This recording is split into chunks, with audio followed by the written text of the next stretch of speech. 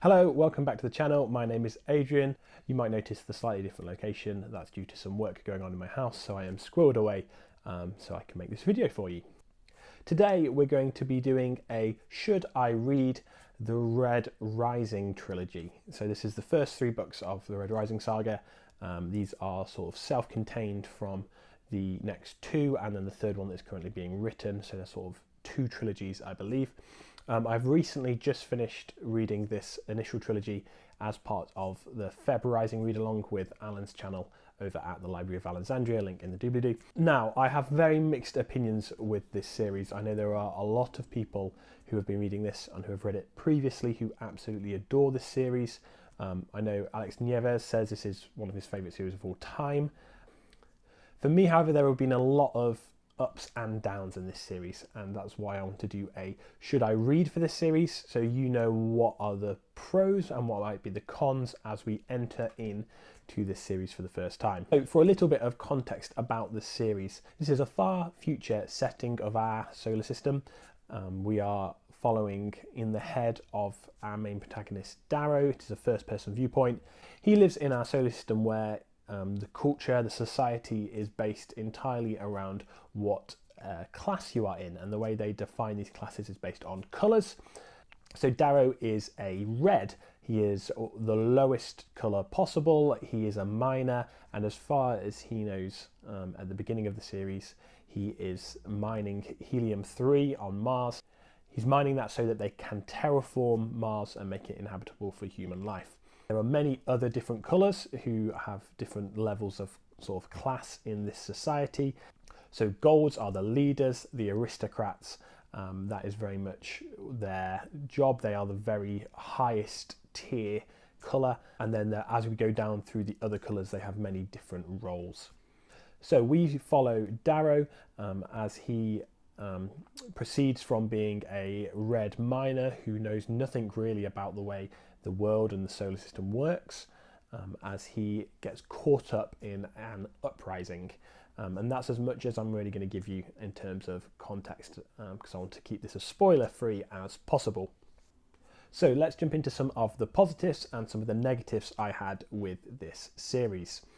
My first big positive for the Red Rising trilogy is the progression. The way that the story progresses after book one through Golden Sun and into Morning Star is really, really good.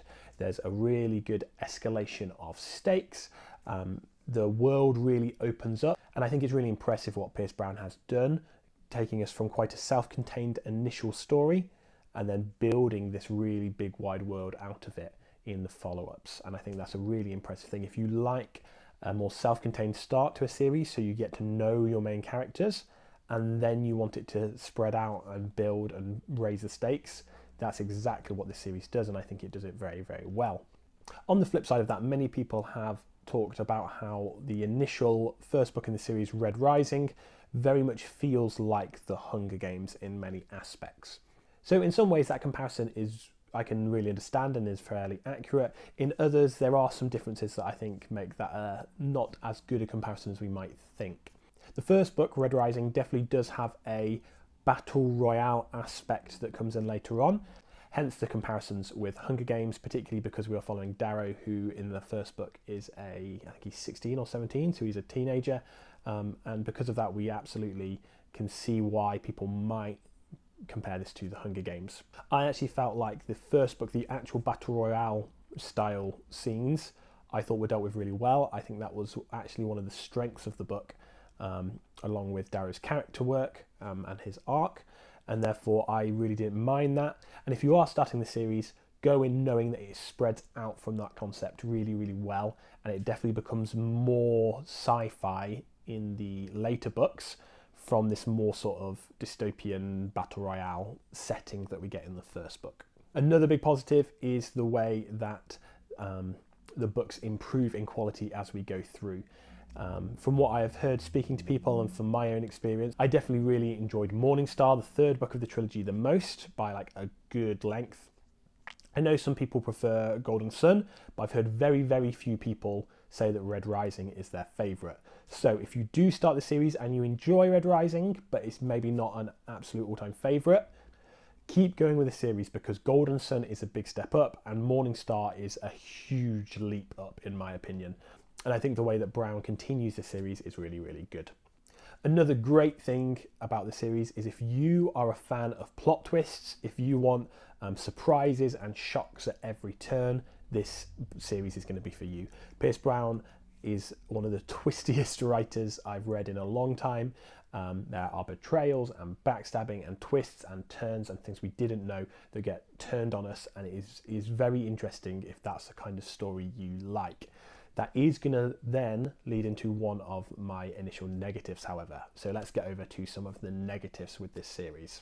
Now, at the start, I said that this was a mixed series for me, and so we're going to touch on some of the negatives. Again, we're going to stay as spoiler-free as possible, but we are going to talk about some of the reasons this series maybe didn't work for me, and it might not work for you. Now, the biggest negative for me reading this series was actually the execution of some of these plot twists that Pierce Brown puts in. So for a lot of them, he executes them very well. We are from a first-person perspective, following Darrow. So when something happens that he doesn't know about, we also don't know about it. That's great. That's a really good, clean way to give us a shock, a revelation of something that we didn't know, and it feels absolutely earned because Darrow didn't know it either. There are, however, some of these twists and turns that do fall short. And these are a couple of occasions where we as the reader are kept in the dark about something that Darrow already knows. Now, this really infuriated me, this frustrated me in a couple of scenarios, and it annoyed me because we're deep in Darrow's head. We're like really in amongst his thoughts. We hear a lot of what he's thinking. We hear a lot of his inner monologue. And as such, it really frustrated me when out of nowhere, we learned something that he already knew. And that was meant to be a shock to us, even though we've been in Darrow's head the whole time.